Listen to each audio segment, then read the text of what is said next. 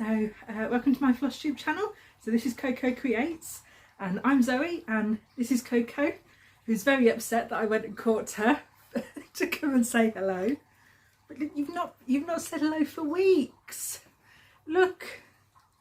No, she's refusing to cooperate today. She's like, no, it's sunny outside. I want to go and sit in my catio. I want to watch the birds. I want to go and drink out of the smeggy water fountain. Even though she has a nice clean water fountain inside the house. She's like, no, I like to drink the dirty water that's been outside all night. Thank you. Yes. Good girl, Coco. Yeah. Okay, there you go. So anyway, that's Coco. So welcome to my Flosstube channel. This is Flosstube number 34. I'm pretty sure it is. I'm pretty sure, I even checked yesterday. I'm pretty sure we're on number 34. So today is June the 7th.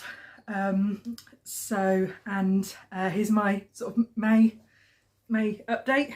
I haven't got too much to show, but I thought if I don't do one today, then it'd end up being next month, and then I'd have loads, and then it'd be a long video, and blah blah blah. So here we are. So welcome back to all of my existing subscribers. Thank you so much for coming back. Thank you for your lovely comments on my last video. I know I posted it really late, but I just got stuck in a cycle with editing and not liking the way I looked on the video, and then thinking, you know, oh, other people aren't going to like the way I look on the video, and I just got in this cycle, so that's why it was late. But I'm okay, like, I know it's fine. But yes, so here we are. Yeah, so like I said, not too much progress today. I've actually only been working on one whip because I've got something hanging down in front of my face. Right, I'm trying to do this in one take, okay? You can really see I'm trying. So I've only got one whip, so I just did, I was going to do my, sort of my whip properly. Then I know a lot of people were doing Monoga-May, and I thought, you know what, I really want to get some progress on this piece, so I also decided to do Monoga-May. And if you haven't guessed already, the piece that I decided to work on was my Dark Queen. So this is Dark Queen of the Earth. It's a sal, so it's a stitch along. And it's, oh, I'm getting out of breath, I'm talking too fast. Iced, well, I say iced, it's cold brew coffee latte, very nice. So it's by Autumn Lane Stitchery, and this is a sister piece to my Dark Queen of the Sea, which was their sale they did a couple of years back. And here is where I've got to. So if I've got a picture of where it was before, I might put it in, but I don't know if I took pictures, but here it is now. So I will say she is topless. But yeah, so here we are. So I believe last month I just started, this is section 4 here, this background. So I've completed section 4. I believe we're on section 10 now, so that's how far behind I am. So, but we're getting there. So that's section 4 done. I did have to go and redo because I did this on Pattern Keeper, but Pattern Keeper only really takes DMC colours. So in the space for these bits here, I'd put just number 1 for white, forgetting then when I actually came to stitch it that wasn't white, that was the Petite Treasure braid, which is the same that she used in these stripes here. So I then had to go and unpick the white and put the Petite Treasure braid in instead. So I did that, finished that bit, and then I thought I'd move up and do some of her skin, because I'm electing to do the skin 1/1, so which means it's going to take obviously 4 times as long as doing it start again. I'm doing the skin over 1. It is charted over 2. Obviously, if you're doing it over 1, that means you're doing 4 stitches per square charted. So it's going to take 4 times as long to do. Okay. That also means that I am sort of recharting the borders of the colour. I say recharting in a very loose sense. Basically, what I've done is I've printed out the section of the pattern that Aaron has charted, and then I've gone in with a pen. And basically, instead of sort of going round the edges as 1 stitch each, I've kind of smoothed them all so it's a bit more so the edges are a bit smoother. That's it. It's basically just me going in with lines and following Aaron's shading, but just instead of it then being a bit more jumpy, because now I'm doing it over one, I can sort of smooth those jumps a bit. So instead of it being whole stitches, it's now little stitches. It makes sense in my head. I'll probably do a video on it at some point, because I know a few people have asked before on my videos and on my Facebook posts that I've put on there, like how I do it. So I do need to do that, but obviously I need to find a chart that I can use, that I can then show you that piece of the chart that I'm using. So obviously if you want to see that, let me know and I will find it at some point. But anyway, so I came up to part 5, I believe, and then which is her top, so which is her top here, and obviously I'm doing the topless version, so it's only the one half of the top and the other half was empty. And then part 6, I think, is this part of the skin. So just coming up to her neck there, obviously her neck's up here, so this is her collarbone, this dark line.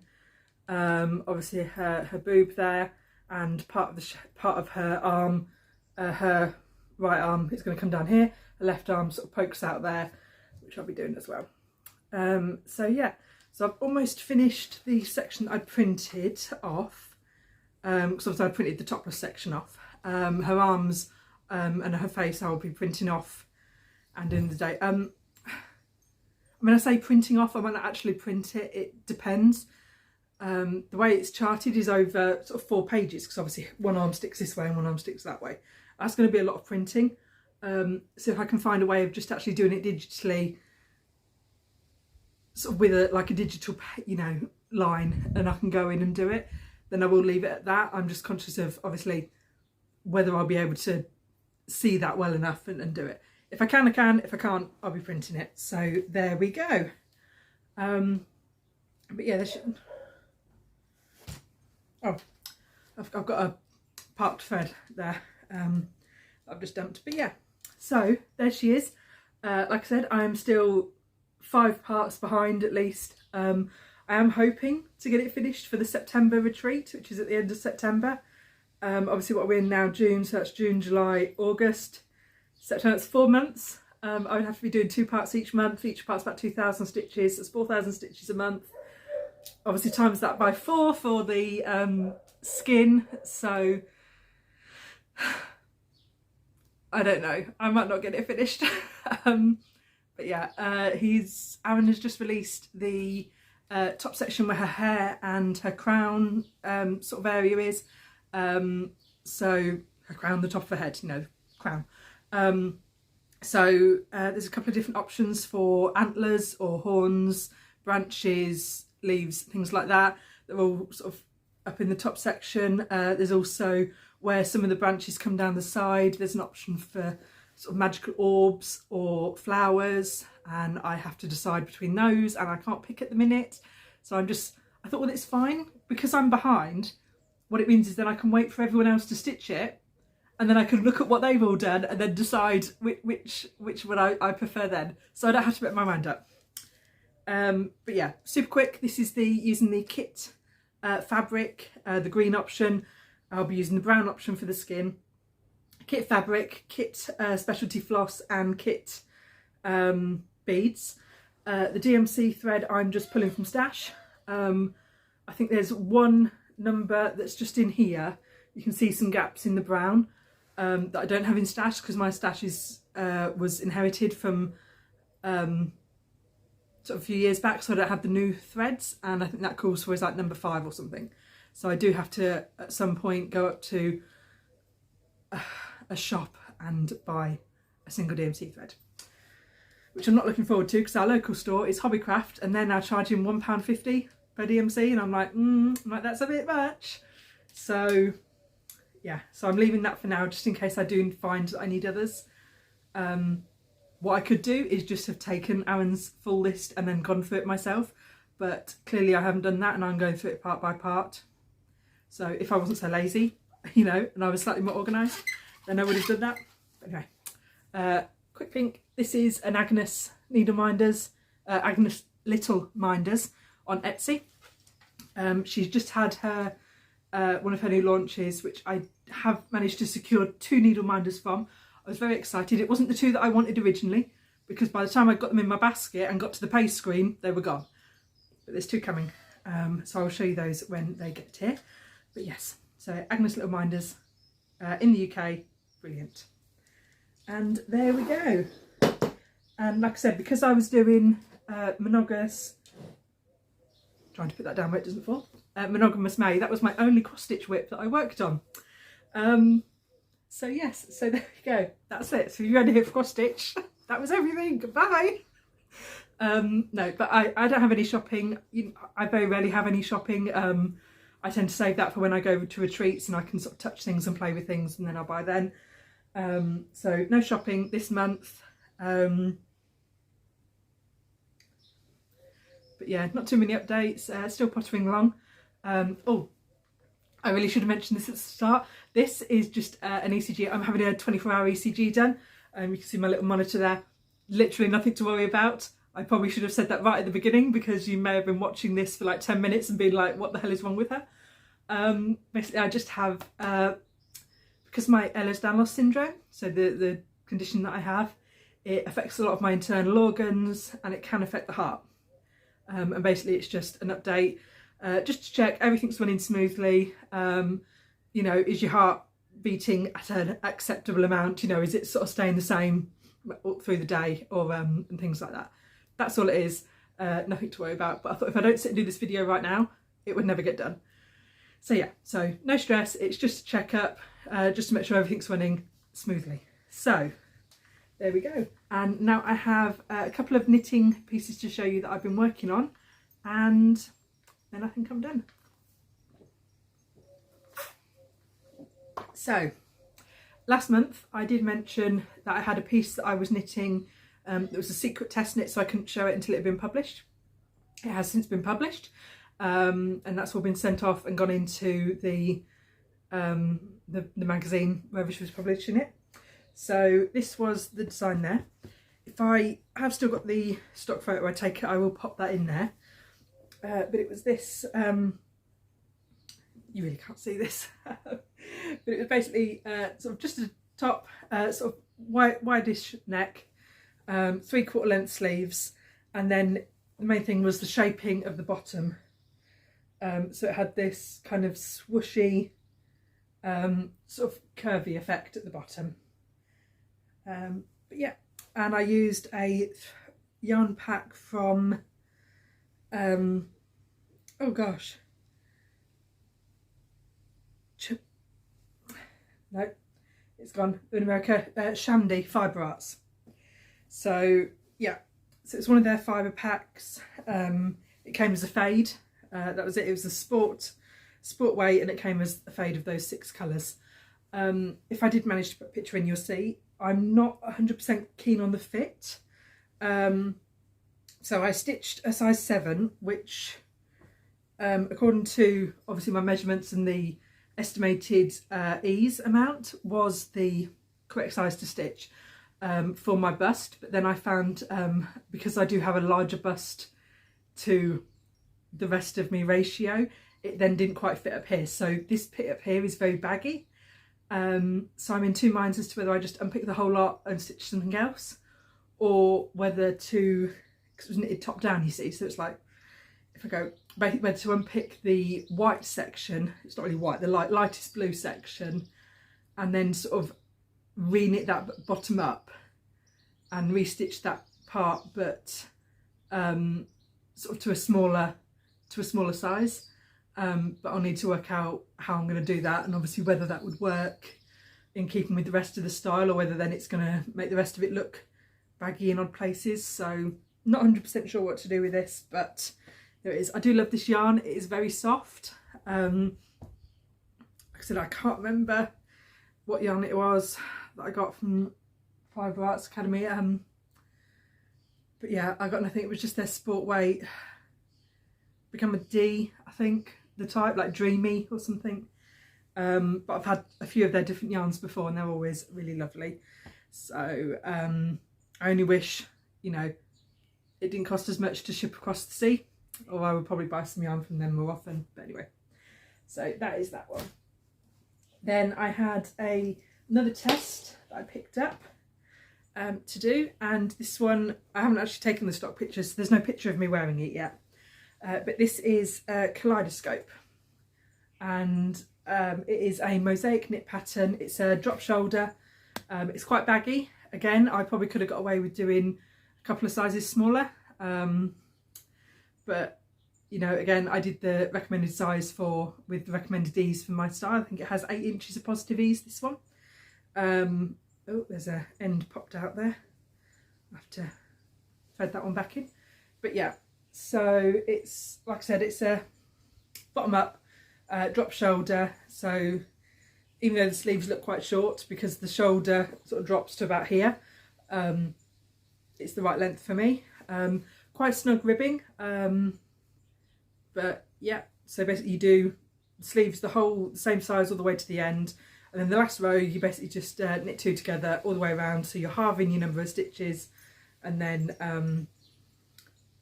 doing your ribbed cuff.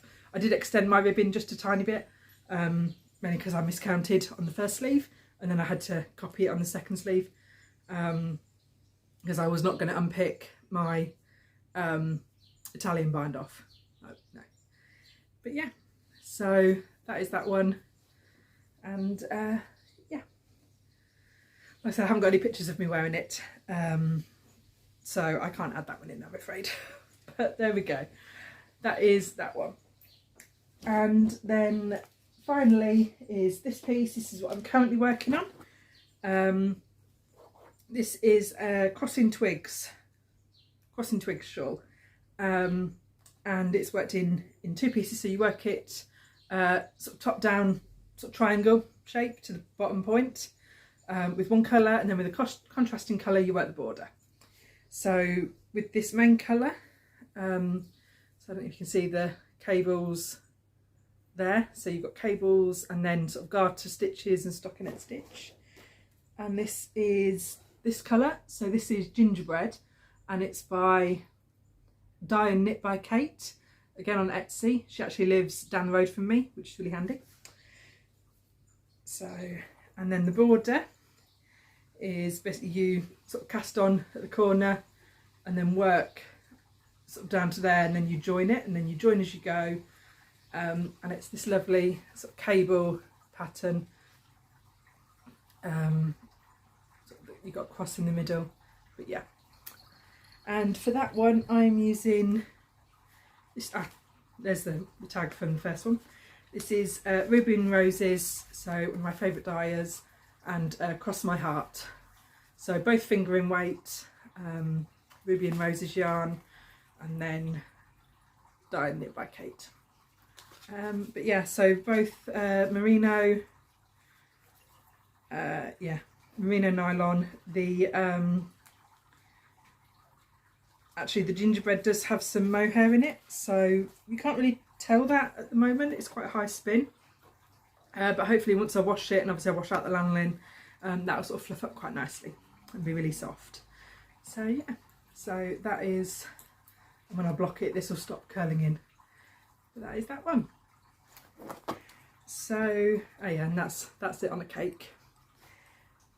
But yeah, so that is all my knitting that I've been working on. But yeah, sun's come out again, which is lovely, and I'm done. That's all my progress. Can't think of anything else that I've been doing this month, or at least anything else exciting. You know, I've had a few appointments here and there, busy, you know, having lots of phone calls to make, but yeah, getting things booked in, it'll be fine.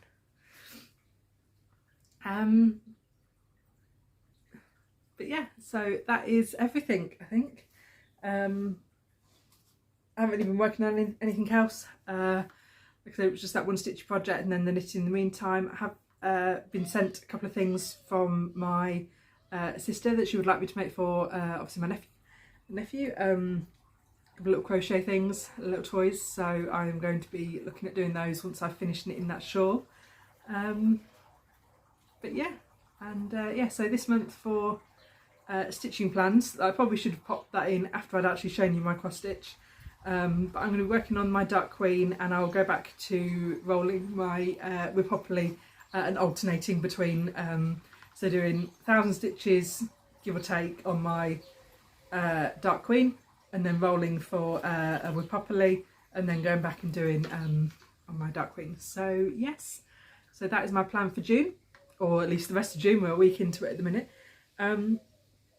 But yeah, and then hopefully I will see you again at the end of the month. So yeah, so thank you very much for watching, if indeed you still are, and I hope you have a good start to your summer or your winter, depending obviously which half of the world you live. But thank you very much for watching, and I will see you soon, and I love you lots. Bye bye.